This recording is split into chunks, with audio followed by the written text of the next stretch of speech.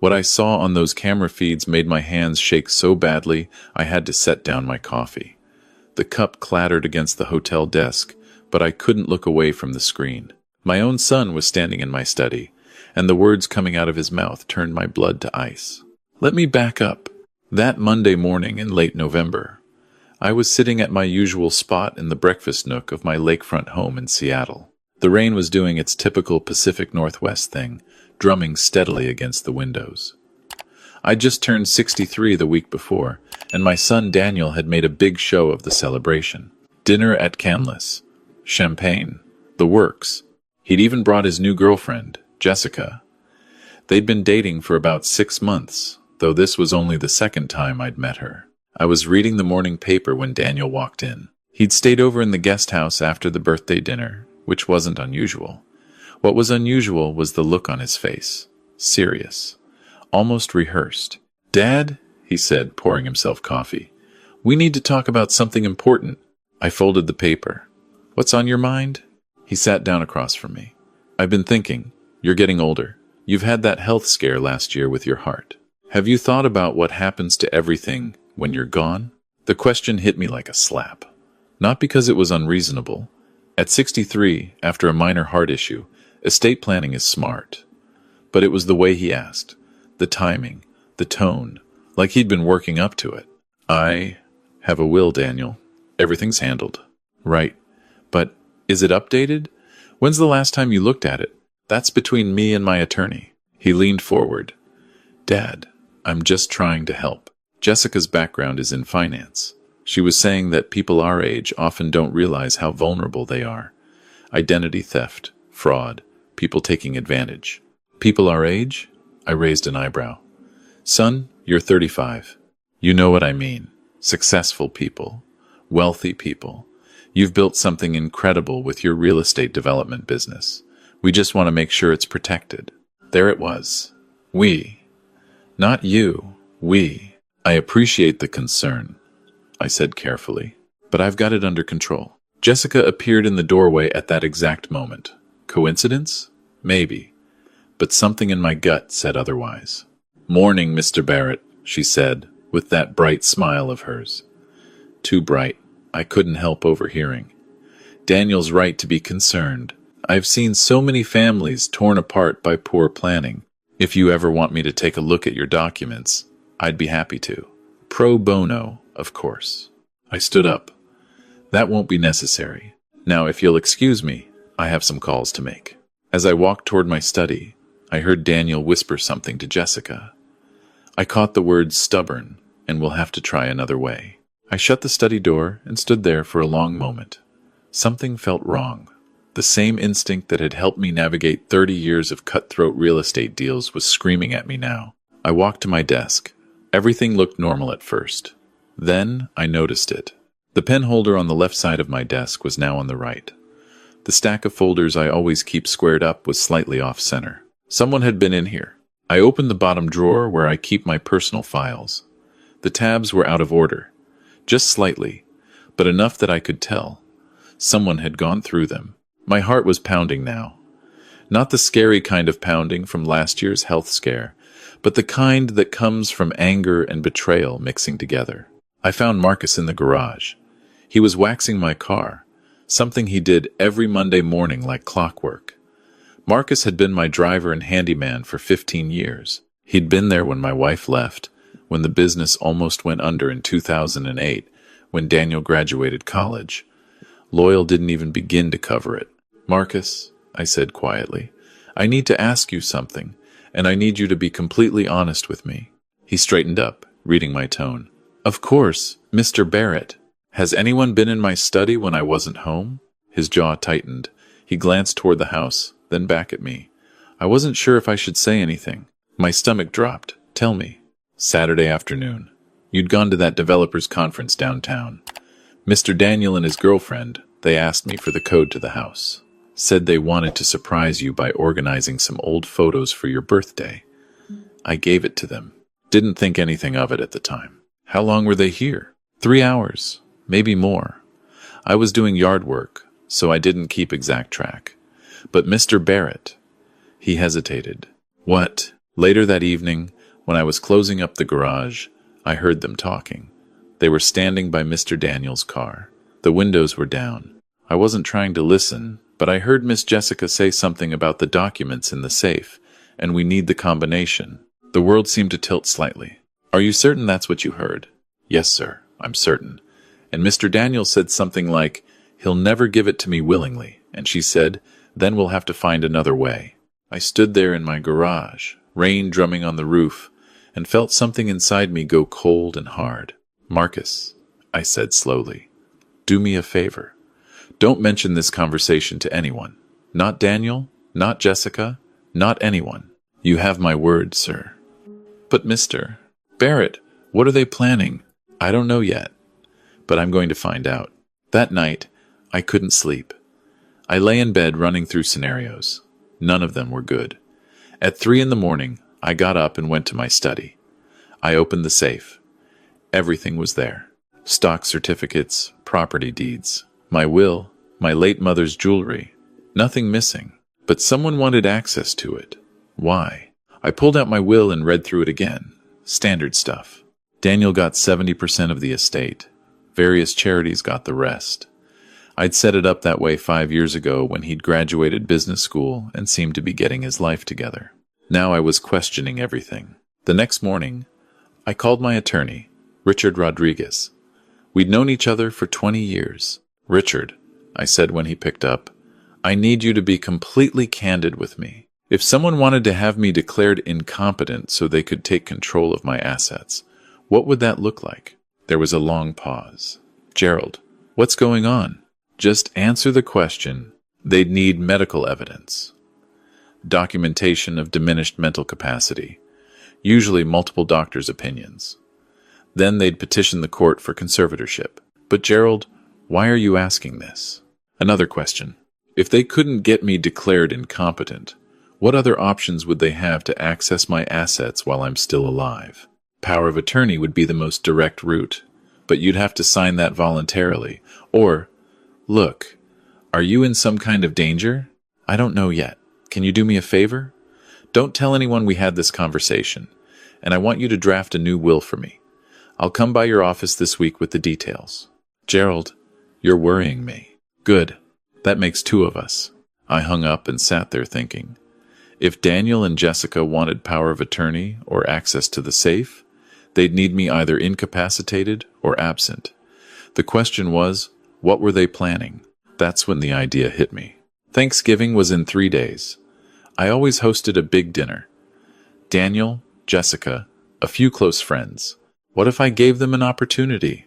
What if I made them think I was going to be gone? I picked up the phone and called my friend Tom, who runs a yacht charter business. Tom, I need you to do me a favor and keep it completely confidential.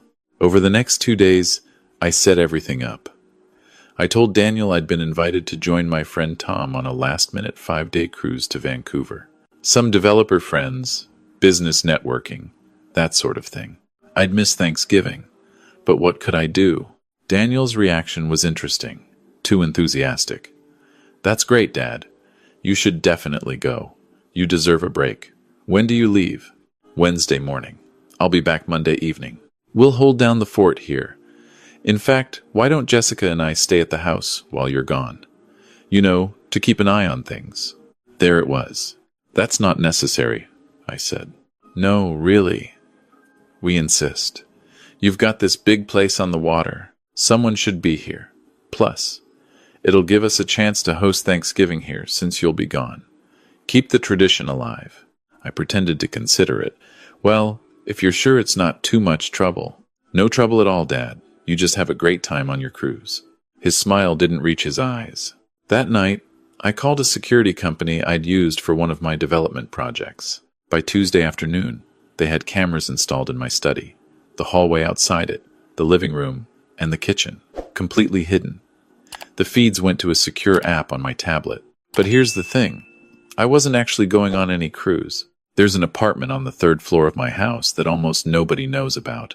It's technically part of the original structure, but it was the maids' quarters back in the 1920s when the house was built. The previous owner had converted it to storage. I'd restored it 5 years ago as a private retreat. Separate entrance, complete kitchen and bathroom. Daniel had been living in New York when I did the renovation. He'd never even seen it. That's where I was going to spend my cruise. Wednesday morning came. I made a big production of leaving. Suitcase in the car. Marcus drove me to the marina. I waved goodbye to Daniel and Jessica, who were standing on my front porch like they already owned the place. Marcus drove me around the block. We waited 20 minutes. Then he dropped me at the service entrance to my own home. I climbed the old servant's stairs to the 3rd floor, locked myself in, and settled in to watch. For the first few hours, nothing happened. Jessica and Daniel moved their things into the main guest room. They cooked lunch, normal stuff. Then, around 4 in the afternoon, I saw Jessica on her phone. She was standing in the living room, and the camera picked up her voice clearly. "Yeah, he's gone. 5 days. Perfect timing. Pause. No, the old man has no idea. Daniel's got him completely convinced this is all about protecting his legacy." She laughed. "I know, right? He actually thinks his son cares." My blood went cold. She walked toward the study. The camera there caught her trying the door. Locked, of course. I'd locked it before I left. "Daniel," she called. "The study's locked." My son appeared. He looked uncomfortable. "Maybe we should wait. What if Marcus comes by?" I gave Marcus the week off, remember? Told him we didn't need him while your dad was gone. He thinks he's doing us a favor by staying away. Daniel pulled out a set of lockpicks. Actual lockpicks. My son stood there and picked the lock to my study like a common thief. They went inside. "Okay," Jessica said, pulling out her phone and opening what looked like photos. According to the documents Daniel photographed last time, the combination should be 6 digits. His birthday backwards is the most likely. Daniel went to the safe. He tried several combinations. None worked. "Damn it," Jessica muttered. "Okay, plan B. Where's the folder with his medical records?" "Filing cabinet." She went to my filing cabinet and started pulling files. "Here. Perfect. These will work." "Work for what?" Daniel asked. He sounded uncertain now. "Your father had that heart episode last year, right? And he's on medication. All we need is one doctor to say he's showing signs of cognitive decline, confusion, memory issues. My contact at Silver Hills can make that happen." "Silver Hills?" "That's a memory care facility." "Exactly. And once he's there, you'll have medical backing for a conservatorship petition. Then you'll have full access to everything." I watched my son's face on that screen. Watched him struggle with something. Morality? Conscience? I couldn't tell. "Jessica, I don't know. That seems extreme. I just wanted to know where things stood financially. Maybe get him to add me to some of the accounts." "Daniel," her voice turned sharp. "We've been over this. Your father screwed over my father 20 years ago, took that downtown development deal right out from under him. It bankrupted his company. He lost everything. This isn't just about you getting your inheritance early. This is about justice." My mind reeled. Her father, 20 years ago, downtown development deal. And then it clicked. Robert Chen, the Waterfront Plaza project. Robert Chen had been my competitor on that deal. It was 2005, maybe 2006. We were both bidding on a major mixed-use development on the Seattle waterfront. I won the bid fair and square. My financing was better. My design was better. My timeline was more realistic. But Chen had been furious. He'd accused me of bribing city officials, though he could never prove it because it wasn't true. His company went under a year later, but that was because of his own poor decisions on other projects. And this woman, standing in my study, was his daughter. And she'd spent 6 months dating my son, earning his trust, all to get revenge for something that happened 2 decades ago. "Wait," Daniel was saying on the camera. "Your father lost a deal to my dad? And you didn't think to mention this before? Would it have changed anything? Your father is a ruthless businessman. He built his empire by crushing people like my dad. Don't you want what's rightfully yours? But you said you loved me." She laughed. Actually laughed. "Daniel, you're a means to an end. A useful one, I'll admit. But once we have control of your father's assets, I'm gone. My father gets half for his suffering, and you can keep the rest." Though honestly, you're so spineless, I'm not sure you deserve it. The look on my son's face broke something in me. Even through my anger, even through my betrayal, I saw my boy realize he'd been played, used, manipulated. "Get out," he said quietly. "Excuse me? Get out of my father's house. Now." "Daniel, don't be stupid. We're so close." "I said get out." He was shaking. I thought we were just going to look at his finances, make sure he was okay. You're talking about putting him in a home, taking everything he's built, using me to get revenge on him. "No, I'm not doing this." "Then you're an idiot." She grabbed her purse. "You had one chance to be something more than your father's disappointing son, and you blew it." She stormed out. I watched on the cameras as she left the house, got in her car, and drove away. Daniel stood alone in my study. He looked around at my things, the photos on the wall, the model buildings from my various developments. He picked up a picture of the two of us from his college graduation. Then he sat down in my chair and put his head in his hands. I gave him 30 minutes. Then I walked downstairs. The look on his face when I walked into that study was something I'll never forget. Shock, horror, shame, all of it at once. "Dad, you're supposed to be on a cruise?" "No, son. I've been upstairs the whole time, watching." I pulled out my tablet and showed him the camera feeds. He turned white. "How long have you been watching?"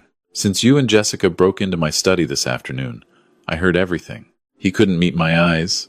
"I'm so sorry. I didn't know she was. I thought we were just—" His voice broke. "I'm so sorry." I sat down across from him. "Daniel, why did you do this? Why didn't you just come to me if you had questions about the estate?"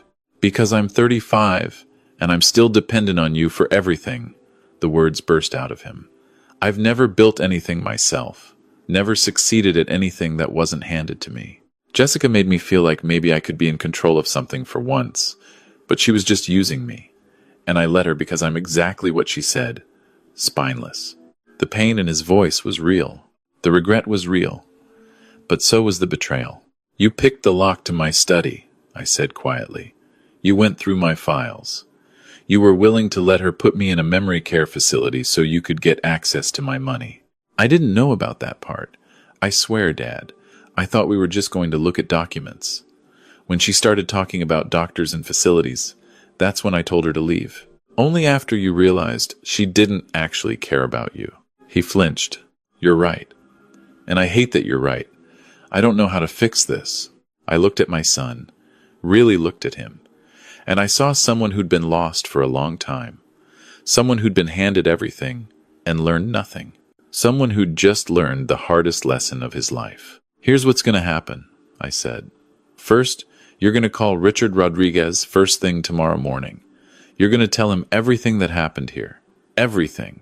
Then you're going to sign an affidavit swearing that you had no knowledge of Jessica Chen's real identity or her intentions regarding the memory care facility. Her last name is Chen? Her father is Robert Chen.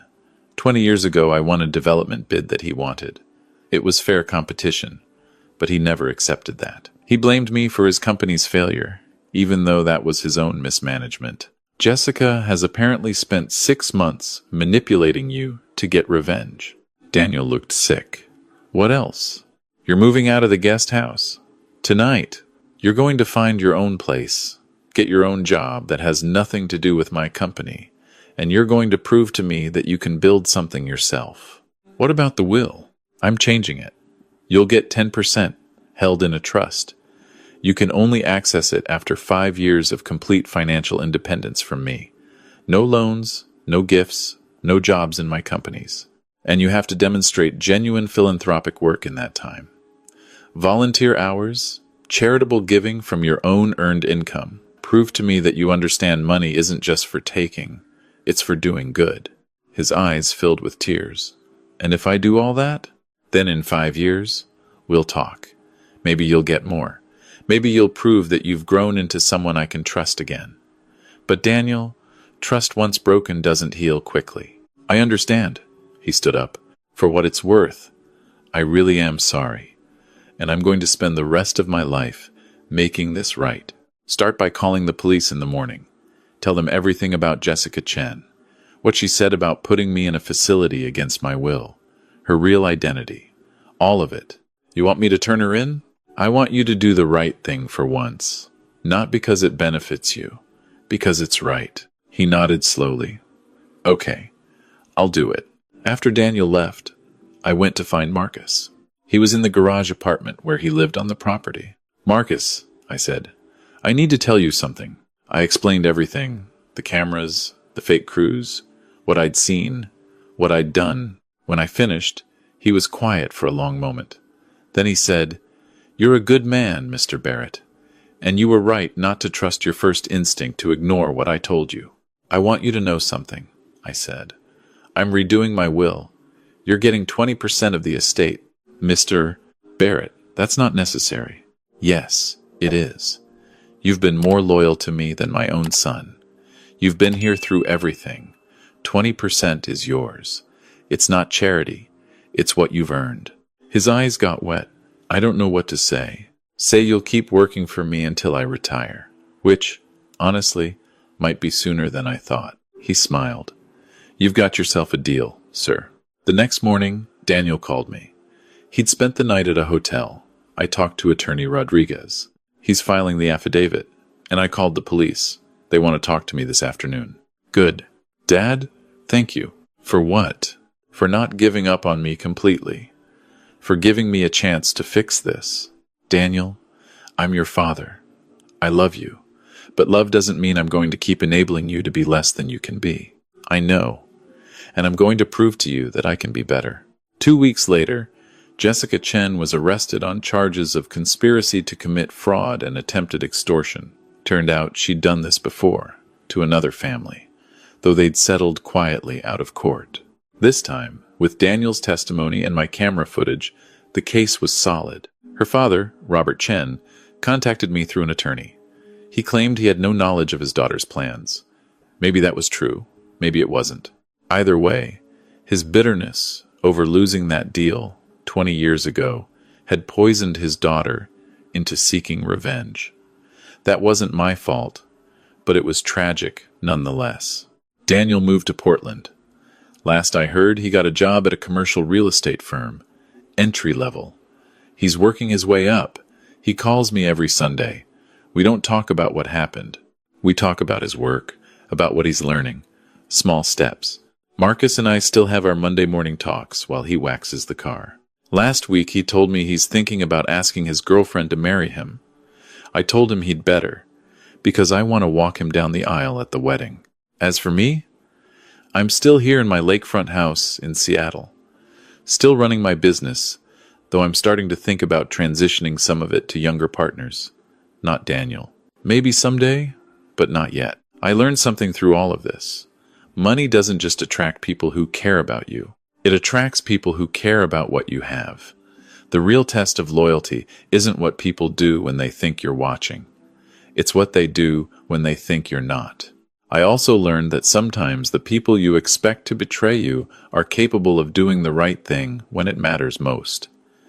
Daniel failed the first test, but when the stakes got highest, when Jessica revealed her true nature, he chose integrity over easy money. That's not nothing. And I learned that family isn't always blood.